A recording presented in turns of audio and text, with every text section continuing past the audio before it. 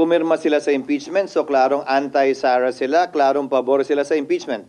Hindi pakikinggan ng impeachment court ang sinumang biased. Para sa akin, yan din ang i-apply naming president at hindi lang rules kaugnay sa inhibition. It is voluntary on the part of the impeachment court judge at hindi yan pwedeng ipilit sa sinuman.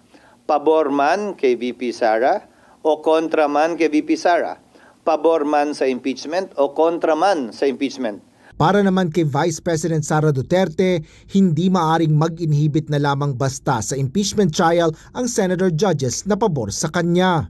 Hindi kasi tayo pwede magpa-inhibit ng mga senator judges based on bias. Dahil ang posisyon lang naman ng isang tao is you are for or against.